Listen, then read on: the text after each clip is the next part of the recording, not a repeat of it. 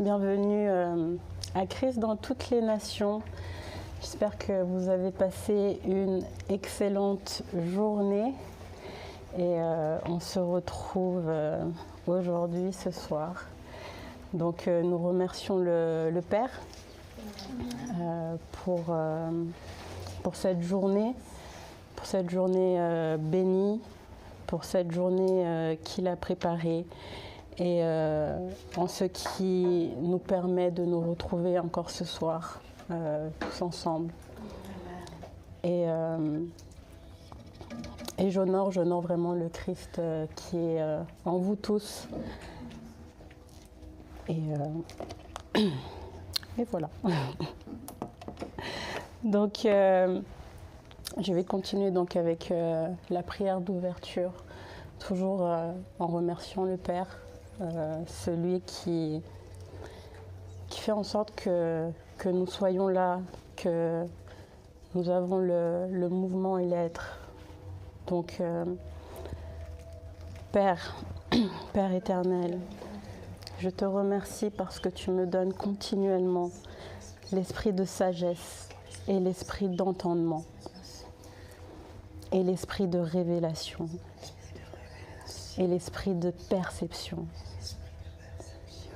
Père, je suis inspirée avec une véritable perspicacité dans les mystères et les secrets divins, les mystères de ton cœur et les secrets divins. Je grandis continuellement dans une connaissance plus précise, profonde et intime de toi, Christ. Les yeux de ma compréhension sont inondés de ta lumière et mon cœur est transformé en la même image. Père, toute pensée inférieure et obscure est complètement désamorcée et démantelée dès maintenant. En tant que ton fils ou ta fille, en Christ, j'ai prié. Amen. Je vais rappeler qu'est-ce que Christ dans toutes les nations. Alors Christ dans toutes les nations, ce n'est pas une organisation, mais c'est une révélation permanente de notre identité christique. Notre mission à Christ dans toutes les nations consiste à découvrir et à articuler l'évangile trinitaire au maximum de personnes dans le monde. Nous avons une passion qui est de remplir la terre de la conscience du Christ. Un objectif, que le Christ soit pleinement formé en tous et qu'il s'exprime pleinement à travers tous. Et une responsabilité qui est de révéler Christ dans toutes les nations. Amen. Alors, merci à tous de faire partie de Sian, de faire partie de cette... du cœur du Père, en fait. Nous sommes tous dans le cœur du Père et on participe à ça tous les jours, et notamment ici à Sian. Le titre du message, c'est Christ en vous. Et donc, je voulais partager avec vous ce que ça veut dire vraiment, comment ça change, en fait, la vie d'avoir cette conscience de Christ en nous, de Christ en vous, de Christ en toi. Alors, qu'est-ce que ça veut dire vraiment? Christ en moi, c'est quoi? C'est pas juste un concept, c'est la réalité. Et dans Colossiens, donc au chapitre 1, verset 27, l'apôtre Paul nous dit « À eux, Dieu a voulu faire connaître la glorieuse richesse de ce mystère parmi les païens, savoir Christ en vous, l'espérance de la gloire. » Christ en vous, l'espérance de la gloire. Alors Christ en moi, comment? Je suis désolée, vous pouvez vous asseoir. Merci. Vous pouvez vous asseoir, désolée. Alors, Christ en moi, comment? Christ en moi. Donc, dans Jean, au chapitre 14, versets 16 et 18, Jésus nous dit, et je rappelle juste le contexte, donc c'est avant la crucifixion, Jésus parle à ses apôtres, il leur donne des mots pour être fortifiés avant qu'ils ne partent au Père. Et donc, Jésus leur dit, « Je prierai le Père, et il vous donnera un autre consolateur, l'Esprit de vérité. Il demeure avec vous, et il sera en vous. Je ne vous laisserai pas orphelins, je viendrai à vous. » Jésus nous dit ici qu'il nous enverra un autre consolateur, qui est l'Esprit. Et que cet Esprit demeure avec nous et qu'il sera en nous. Le mot consolateur ici, c'est le paraklétos en grec, qui veut dire compagnon. C'est aussi celui qui est appelé auprès de quelqu'un. Et c'est celui qui nous guide, qui nous soutient. Donc Jésus nous dit qu'il nous enverra son esprit, l'Esprit. Et il rajoute, « Je ne vous laisserai pas orphelins, je viendrai à vous. » Je voudrais juste faire une petite parenthèse ici, parce que dans 1 Jean au chapitre 2, verset 1, il est écrit « Nous avons un avocat auprès du Père, Jésus-Christ le juste. » Et le mot avocat ici, c'est le même mot paraklétos, compagnon. Donc déjà, l'Esprit et Christ, on a le même mot, paraklétos, compagnon. Alors, est-ce que vous voyez un peu l'image? La parole faite chair dit qu'il va envoyer l'Esprit, mais il nous dit aussi qu'il vient avec l'Esprit, puisqu'il nous dit « Je ne vous laisserai pas orphelins, je viendrai vers vous. » Et dans Jean 14, au verset 11, il dit « Je suis dans le Père et le Père est en moi. » Et au verset 20, il nous dit « Ce jour-là, vous saurez que je suis en mon Père, que vous êtes en moi et moi en vous. » Donc, il dit qu'il nous envoie l'Esprit, qu'il vient avec l'Esprit, et que lui est dans son Père, que le Père est en lui. Donc quand il envoie l'Esprit demeurer en nous, il vient avec l'Esprit, mais il ramène aussi son Père. Donc il ramène toute sa famille là, toute la famille céleste, qui vient habiter en nous. Amen. Le Père, le Fils et le Saint-Esprit. Un seul Dieu, Amen. le Dieu trinitaire. Amen. Qui habite en vous. Père, Fils, Saint-Esprit. Amen. En vous. Dieu, il a élu domicile en vous. Et Paul nous le confirme dans 1 Corinthiens 3, au verset 16. Il nous dit, « Ne savez-vous pas que vous êtes le temple du Saint-Esprit ?» Alors, on le répète souvent, on est le temple du Saint-Esprit. Mais est-ce qu'on réfléchit vraiment à ce que ça veut dire? Parce que souvent, on va se dire, oui, je suis le temple du Saint-Esprit, alors il faut que mon corps soit pur, que je mange bien, que je ne me drogue pas, que je ne prenne pas d'alcool, que je dorme bien. Tout ça, oui, effectivement. Mais en fait, c'est que la surface, si je peux dire. Parce que si on va vraiment en profondeur, et qu'on reprend le verset là, Colossiens 1, Christ en moi, l'espérance de la gloire, et que je suis le temple du Saint-Esprit, que j'ai compris que toute la Trinité habite en moi, ça veut dire quoi? Ça veut dire que ce que Dieu est, ce que Christ est, je le deviens. Ce qu'il a, je l'ai aussi. Amen. Ce qu'il fait, je peux le faire également. J'ai sa puissance, son autorité, sa sagesse, son amour, sa paix. La même paix qu'il avait dans la barque, là, quand tout était déchaîné, que les apôtres étaient en panique. Ils étaient tous en train de dire qu'ils allaient mourir et lui, il dormait. Cette paix, cette même paix, elle habite en vous, elle est en vous. Dans toutes circonstances, dans toutes les circonstances. La même paix et le courage qu'il a eu le jour où les soldats sont venus le chercher pour le crucifier. Parce qu'il savait qu'est-ce qu'il attendait. La torture, il savait, mais il avait une paix. Cette même paix, vous l'avez en vous. Amen. Nous avons aussi sa puissance, son autorité.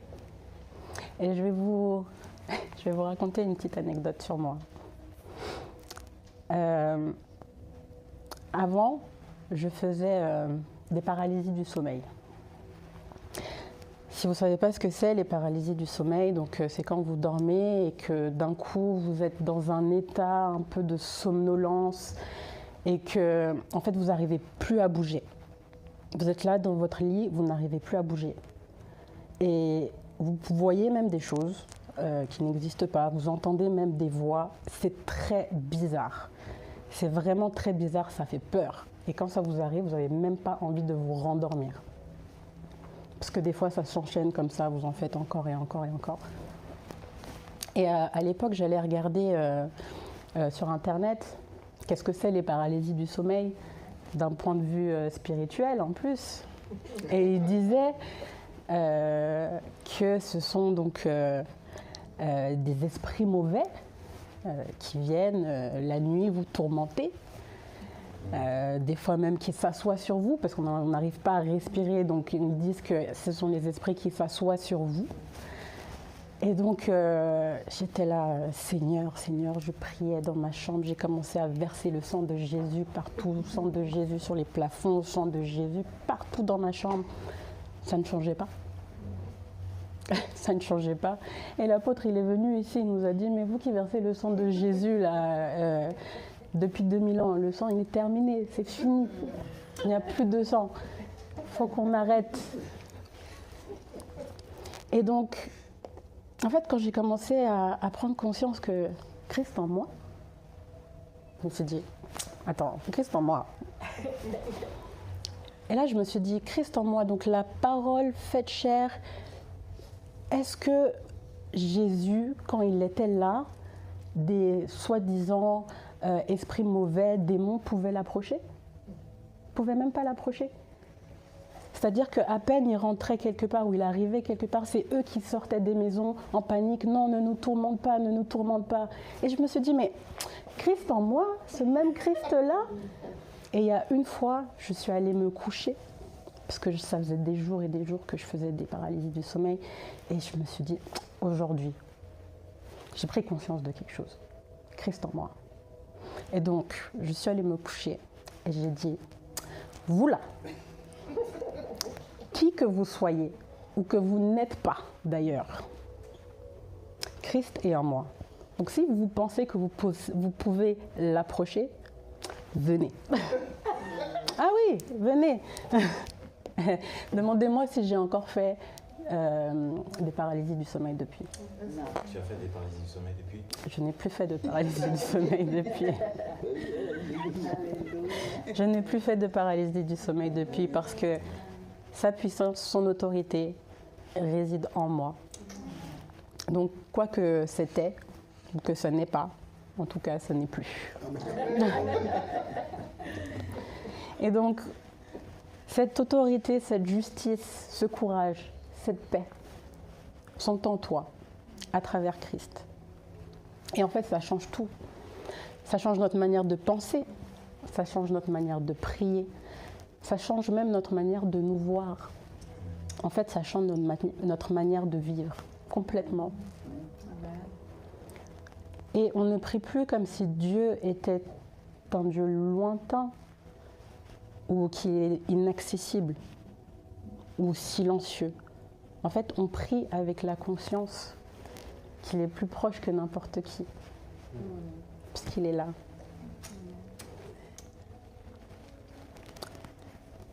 Le Parakletos, le guide, il est en toi. En fait, c'est comme si c'était un GPS un peu intégré, avec toutes les mises à jour, toutes les directions. Et dans Jean au chapitre 16, verset 13, on nous dit que l'esprit de vérité vous conduira dans toute la vérité. Donc en fait, on n'est jamais seul. Même si on pense des fois que Dieu nous a abandonnés ou qu'il ne m'écoute plus, je prie mais je ne l'entends pas. En fait, tu n'es jamais seul. Il est là, il est en toi.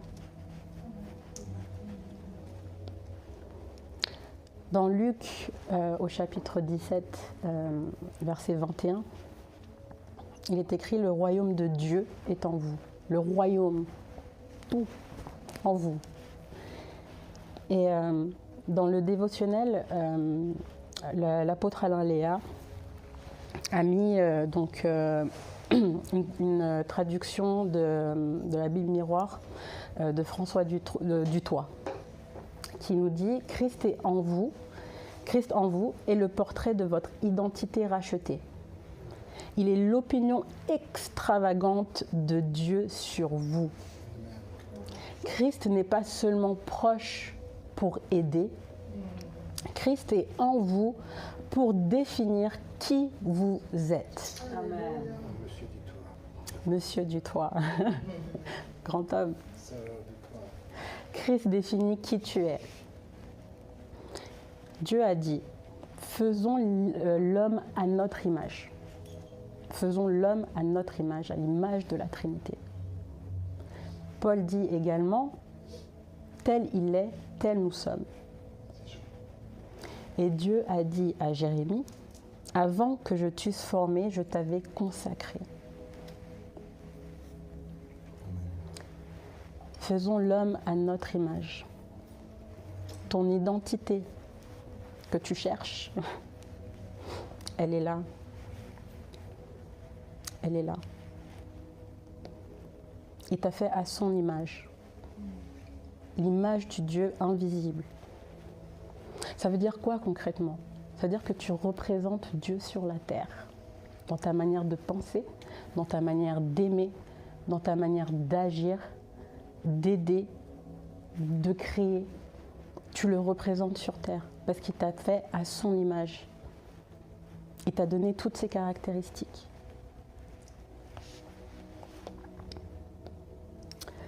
Et dans le dévotionnel également, il est écrit, donc Malcolm Smith dit, vous cherchez Dieu là-bas alors qu'il est ici. La recherche de la présence de Dieu s'arrête quand vous réalisez que la présence est déjà en vous. La recherche de la présence de Dieu s'arrête quand vous réalisez que la présence est déjà en vous. Et je vais vous raconter une autre anecdote.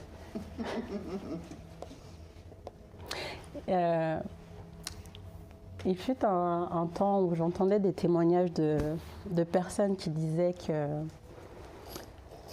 qu'ils avaient vu Jésus ou des anges se manifester à eux dans leur chambre ou qu'est-ce. Et moi, quand j'ai entendu ça, je me suis dit, ah bon? Moi aussi, je veux voir. Moi aussi, je veux voir. Donc un soir, je suis rentrée dans ma chambre et j'ai commencé à prier. J'ai dit, Dieu, moi aussi, je veux voir Jésus. Moi aussi, je veux voir les anges. Et puis en plus, je prends la parole pour m'appuyer dessus et dire, oui, tu as dit que si on te cherchait, on te trouverait, que si on te demande, tu nous donneras. Alors moi, ce soir, je veux voir, je veux te voir. Et en fait, tu veux voir quoi? Il est là, il est en toi. Maintenant, j'ai cette conscience. Mais avant, et puis en plus, ce qui est terrible, c'est que, bon, terrible, non, mais évidemment, c'est jamais manifesté à moi de cette manière. Non, Jésus n'est pas apparu dans ma chambre, je n'ai pas vu d'ange non plus. et en fait, ça crée en fait des choses en nous. Parce qu'on commence à se dire, mais pourquoi elle le voit? Pourquoi lui, il le voit? Et toi, tu ne te manifestes pas à moi? Pourquoi moi, j'ai pas le droit de te voir? Pourquoi moi, si? Mais en fait, déjà, Dieu se manifeste à chacun comme il veut. C'est pas parce que il n'a pas fait il n'est pas apparu comme ça sur un buisson ardent qu'il est moins là. Et puis surtout, Dieu est bon, il sait ce qu'il fait. Amen. C'est-à-dire que moi, vous me voyez comme ça, j'ai peur des araignées. Donc imaginez un ange dans ma chambre à 2h du matin. Je vais faire une crise cardiaque. Parce que bon, je ne sais pas si vous avez vu les anges, c'est pas les bébés avec des ailes.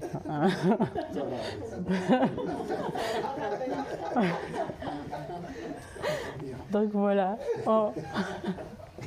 on le cherche. Avec ces histoires d'araignées. Avec ces histoires d'araignées d'abord, oui. On le cherche là-bas alors qu'il est ici. Et donc, je ne suis pas en train de dire que ces personnes n'ont pas vu ou quoi. Hein. C'est vraiment chacun sa conscience. Et comme je dis, Dieu se manifeste à chacun comme il veut et comme il sait qu'on peut, qu'on peut gérer. Mais des fois, voilà, on attend des manifestations spectaculaires. On prie de voir Jésus, de voir ci, de voir ça, des visions extérieures. Alors que Jésus est déjà là à l'intérieur, enfin Christ est déjà là à l'intérieur. Et je voudrais juste rappeler que Jésus, il est rentré à Jérusalem sur un âne. Même pas sur un cheval, sur un âne. Donc il n'est pas dans les manifestations extraordinaires, mais dans les choses simples, les choses de tous les jours. On peut voir Christ déjà en nous, mais en chacun. Des fois, on est là, on ne se rend même pas compte. Il y a quelque chose qui ne va pas et d'un coup, on a le pasteur qui nous appelle, par exemple. Comment tu vas? Ça, c'est une manifestation de Dieu.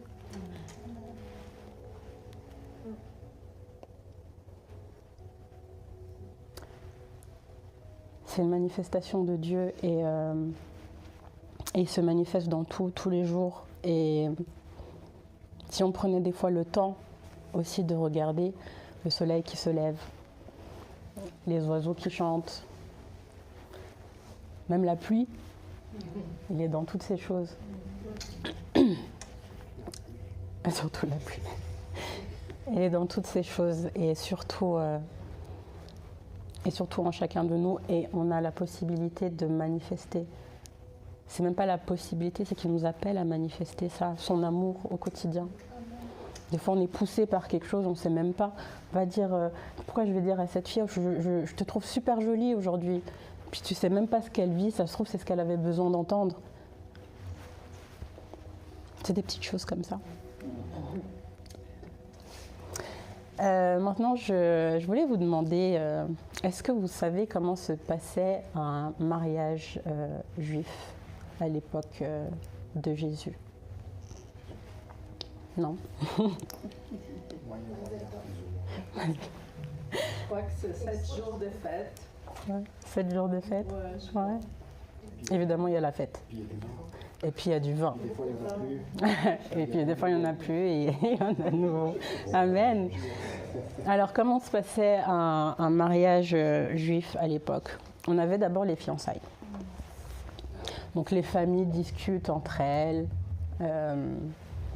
Il y a la discussion de la dot, de ce qui va être donné à la famille de la mariée. Mais surtout, on faisait un grand repas. On faisait un grand repas où on partageait une coupe de vin. Et lorsqu'on partageait cette coupe de vin, l'alliance était actée, elle était scellée. Les fiancés étaient légalement considérés comme ensemble en fait. Donc la coupe de vin, l'alliance. Puis il y a le temps d'attente, on peut dire.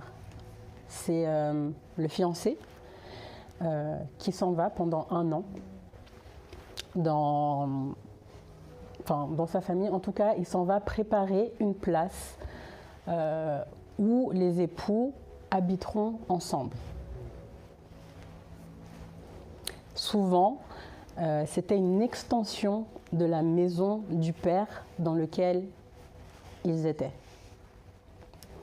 Donc, ils se retirent pour préparer l'endroit où les mariés vont vivre. Et puis, le mariage, l'époux, le fiancé revient chercher sa fiancée. C'est la joie, c'est la fête. Et puis, ils rentrent chez eux. Et puis, et ils deviennent une seule chair. Regardez maintenant ce que Jésus a fait. Lors de la Pâque, la veille de la crucifixion, il invite les apôtres à manger, une grande table avec beaucoup à manger. Et il prend du vin et il leur dit « Ceci est le sang de la nouvelle alliance ». Puis il dit, dans Jean 14, « Je vais vous préparer une place auprès de mon Père. Et quand je reviendrai, je vous prendrai avec moi. » Est-ce que vous voyez un peu l'analogie que je veux faire avec le mariage? Le sang, c'est la nouvelle alliance. Et puis il s'en va préparer une place pour chacun de nous auprès de son Père. Et puis il revient. Et il est dit, donc il envoie le consolateur et il ne nous laisse pas orphelins. Et dans Jean 17, il prie le Père et il dit qu'il soit un, comme toi Père, tu es en moi et moi en toi. Et Paul dit également dans 1 Colossiens 6 au verset 17, « Celui qui s'attache au Seigneur est avec lui un seul esprit. » Amen. Alors, écoutez bien. Tu es l'épouse de Christ. Amen. Tu es son épouse. Et de la même manière que les époux font une seule chair, nous faisons un seul esprit avec lui. Un seul esprit avec lui. Et comme je dis, tu es son épouse, tu es mariée avec lui. Et je dirais même plus, tu es mariée avec lui sous le régime de la communauté des biens. Ça veut dire que tout ce qui lui appartient, t'appartient également. Tout. Même les dettes, il les a déjà payées. Donc ça veut dire que tu rentres dans le mariage sans dette. Clean. Tout ce qui lui appartient t'appartient aussi. Tout ce que tu as, tout ce qu'il a, tu l'as aussi. Et il est héritier de toutes choses. Et par grâce et par adoption, tu bénéficies de la même chose. Et je voudrais même ajouter un truc, quelque chose. Mes frères, mes sœurs, vous êtes possédés. Vous êtes possédés par l'Esprit de Christ. Vous n'êtes pas possédés par des démons. Vous n'êtes pas possédés par les esprits des eaux, ou je ne sais quoi. Vous êtes possédés par l'Esprit de Christ. Gardez ça en tête. Parce que moi, je ne vois pas à quel moment, si Christ habite en moi, que je suis possédée par son esprit, comment il va faire quoi? Il va venir déloger Christ et puis... Non, Christ en moi, l'espérance de la gloire. Alors commençons à vivre dans cet état d'esprit. Que Christ en moi, et que donc j'ai tout en lui j'ai sa paix, j'ai son courage, j'ai sa puissance, son autorité, que tout ce qui lui appartient m'appartient aussi. Moi, je ne vais plus jamais lâcher le « je suis mariée sous le régime de la communauté avec Christ ». Je ne vais plus lâcher. C'est trop bien. Est-ce que j'ai besoin de quelqu'un d'autre que de Christ? Ah. Alors, Christ en vous, un seul esprit. Alors laissez-le prendre toute la place. Merci Père. Merci Père en ce que nous prenons conscience de ta place. Nous prenons conscience de qui tu es et que tu habites en nous. Et parce que tu habites en nous, nous avons toutes tes caractéristiques. Nous pouvons faire ce que tu fais. Nous pouvons aimer comme tu aimes. Nous avons ce que tu as. Nous avons ton caractère. Merci Père pour la conscience au quotidien que tu habites en nous et que par toi nous pouvons tout et que tout a déjà été accompli à la croix. Merci Seigneur pour ta grâce. Merci Seigneur pour la communauté des saints, toutes ces personnes qui nous rappellent que nous sommes un en toi, avec toi. Alors nous ne vivons plus comme des orphelins, nous ne vivons plus comme des veuves, nous ne vivons plus comme des célibataires. Nous vivons comme les personnes que tu as adoptées en tant que tes enfants. Nous vivons comme ton épouse. Nous vivons comme Christ en moi. Amen. Alors merci de m'avoir écouté.